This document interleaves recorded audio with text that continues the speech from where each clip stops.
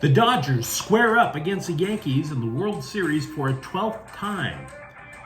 I think we can all be a little skeptical about those hot Rams trade rumors after last night's game, and a former Clippers assistant sues the team, claiming he was trying to protect Kawhi Leonard. Good morning. I'm James. This is your daily dose of sports and snark for the greatest sports city in the world, Los Angeles. This is the faithful Angelenos morning report, and it is the greatest sports city in the world. It's October 25th, 2024. I am back in Northern California for work, and if the Dodgers weren't in the World Series, I'd say kill me now. But hey, we even added a new subscriber to the Angeleno Familia yesterday. I'm going to do my best to keep you informed, and if you like being in the know about LA sports, clickety-clack the like button. Clickety-clack the subscribe button. There's a notification bell. Hit that. It'll let you know when we drop new content. Sharing is caring. Let people know we exist, and by all means comment. Now, before we go through the news and notes, we have an expanded look at the scoreboard. Rams 30, Minnesota 20. You know, for 2 days, the internet was claiming Matthew Stafford was imminent and traded to Minnesota. I guess not. You know, prior to kickoff, I will admit that there was a sense that, much like Sunday, Thursday night was going to be the Rams' last stand of the year. Oh, Sunday was the last stand, but Thursday was the no, we really mean it last stand. Had the Rams lost, they'd have been 2-5. And even though the NFC West is pretty much trash, you could absolutely understand the argument to trade top players such as Cooper Kupp before the trade deadline on November 5th. Now, the Rams even underlined this point going into the game. They activated Puka Nacua for the game after a 5-game absence. It was as if the front office was saying, Coach McVay, you have one shot with your offense almost at its best to see if you can hang. Stafford, Kupp, Nacua, and Demarcus Robinson all answered the call. Stafford passed for 279 yards and 4 touchdowns. Robinson caught 2 touchdown passes. Kupp caught 5 passes. One of them was a touchdown. Nacua caught 7 for 106 yards. And oh, by the way, Kyron Williams rushed for 97 yards, caught a touchdown. If you remember a couple of weeks ago, by the way, as a side note, the Rams had all kinds of problems in the red zone. It becomes that much tougher to play defense in the red zone without Kupp and Nacua. I think last night was a prime example of that. Stafford wasn't sacked either. And why is that? Because you have to pull defenders out of the box, away from the line of scrimmage, so that you can account for Kupp and Nacua. So now, in the span of 5 days, the Rams have gone from walking to the light to being just a game out of first in the NFC West. And by the way, after the game, Sean McVay said he doubted Kupp was going to get traded anywhere. Quote, here's what I'll tell you. Teams reached out. Some of the things that I've seen out there, they are just not true, unquote. Oh, and by the way, Jared Verse added a sack and a half. Kings 3, San Jose 2. All we know for sure about the Kings so far is that they play well against really bad hockey teams. Warren Fogle scores twice. The Kings scored all their goals in the first period and pretty much kicked back from there. Meanwhile today, Dodgers hosting the Yankees at 5. Game 1 of the World Series. Jack Flaherty versus Garrett Cole. You know, before the first pitch, do yourself a favor. Appreciate the haterade that everyone else across the country is drinking right now and have been drinking for the last week. You can see it online. Oh, this is so boring. The Dodgers are always there. The Yankees are always there. Oh, really? You know, the last time they were both there, Dusty Baker was young. He was a player in those series. Now we have 2 Titans trading haymakers. The likely MVPs of each league facing off in Shohei Ohtani and Aaron Judge. That hasn't happened in 12 years. The best record in baseball versus the team with the best record in the American League. Wow, Internet, you're right. That totally sucks. It's like watching Joker Foily Adu in baseball. Or maybe the rest of the country is just full of crap, and this is basically an amazing argument to get rid of the Electoral College. I don't know. As for tonight, by the way, Dodger coaches admitted to being moderately concerned with Flaherty's drop in velocity. Plus side though, Flaherty is on extended rest from his last start. The last time he had 6 days of rest, he crushed it at the start of the NLCS. By the way, the Dodgers are going to wear a patch to honor the late Fernando Valenzuela, who of course last pitched in the last World Series between these two teams. We're going to talk more about the Dodgers in just a few minutes. Rutgers is at USC at 8 o'clock. For the Trojans to win, the defense has to stop running back Kyle Monangai all 4 quarters. The dude is averaging 120 yards a game. He has scored 10 touchdowns. Now, it is going to help USC quite a bit that the Scarlet Knights, flying from East Coast to West Coast, the game is starting at 11 p.m. if they were in the time zone that they were supposed to be in. Phoenix is at the Lakers at 7. Christian Coloco will not suit up for the Lakers. Both teams won their season openers. And what do you say we get to the news? When Kawhi Leonard came to Los Angeles, the Clippers hired his trainer from San Diego State. Randy Shelton, who left the team in 2023, is now suing the Clippers and team president Lawrence Frank for subjecting his friend to, quote, unsafe and illegal treatment in disregard for Leonard's health and safety and known medical restrictions, unquote. And Shelton is also alleging, when he complained about Leonard's treatment, that he was harassed and ultimately fired.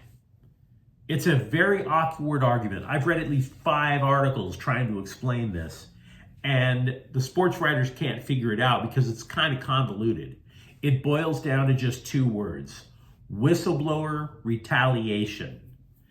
Other tidbits suggest the Clippers may have tampered in their pursuit of Leonard, going all the way back to 2017 when the player was still in San Antonio. Shelton said a Clippers exec would meet with him to gauge the player's interest in coming to LA. Now, I'm not sure how much merit this case actually has. There's a lot of sensational accusations, to be sure. But these are the questions that I would have. 1, if Kawhi Leonard was being treated so poorly by the Clippers, why did he sign an extension last season? For that matter, why isn't he suing the Clippers instead of you? 2, Leonard was trying to join the U.S. Olympic team this summer, but was pulled because the Clippers specifically wanted him to be healthy for the year. 3, Leonard isn't even playing now, despite a franchise in desperate need of a talent upgrade with a brand new arena opening. 4, the plaintiff, the guy suing, is not a doctor. Yeah, okay, you're a strength coach, you know things about the human body, but a doctor is usually the one that everybody relies on in terms of, hey, can I run? Does my leg work?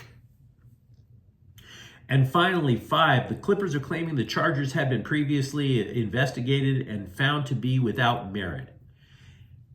Now, to be fair to the strength coach, the Clippers did not say who investigated. The NBA? The NBA, for their part, didn't say that they investigated the Clippers. All they said that they were unaware of a lawsuit. So it's very convoluted. I am by no means a lawyer, and I damn sure don't want to get sued. So we're just going to have to see how this plays out. But just when the Clippers didn't need any more drama, they have it right in their laps. PJ Tucker has been given permission to seek a trade. This is according to former TNT NBA reporter Chris Haynes. Dude is 39 and making $11.5 million for sitting at the end of the Clippers bench. Now, maybe you can't live on that in SoCal, but it's a start. Normally, I am not big on talking about sports fans. I like what actually goes on the field, the court, etc. But the wall in the Intuit Dome crafted to be angled much like a soccer supporters section to amplify the noise, is getting rave reviews so far, including from some of the opponents on Phoenix from Thursday's game, or Wednesday's game. Kevin Durant told the scribes, quote, "I absolutely loved the wall that they got. It's insane. I was just staring at it the whole time. You're not used to that," unquote. I watched the game on TV, and I got to tell you, the atmosphere was terrific, no doubt. Clipper officials are hoping that it takes off with like rituals and dances and chants from the wall. And if that happens, cool, totally cool. But there's one problem. The Clippers lost. What if this team, which is missing Kawhi Leonard and is bereft mostly of talent, consistently loses? It's a distinct possibility. Does the wall, pardon the pun, crumble before it's even full strength? This isn't soccer. Soccer supporters really like their teams. They tailgate, they go in hammered, and they're ready to sing for 90 minutes, claiming that their team is like brethren and that they're all there to protect the city. As crazy as it sounds. What Steve Ballmer is banking on with the wall is to hope that people will see that in the Clippers as representatives willing to fight and die for the city. But everybody knows that that's not really the team that represents Los Angeles. So don't get me wrong, I love the moxie, love the energy.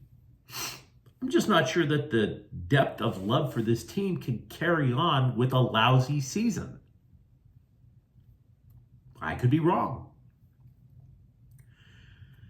Back to the Dodgers, by the way, because we had a lot of Clipper news there. When Dave Roberts makes yet another walk to the mound to summon a reliever, make sure you applaud Evan Phillips. Even if you're watching the game alone in the dark like I'm going to be, CBS took a look back on who Phillips had to face while compiling 6 2/3 scoreless innings during the Dodgers' playoff run. With the Padres, Phillips faced Fernando Tatis 3 times, Manny Machado, Luis Arraez, Jurickson Profar, David Peralta twice. That's pretty strong.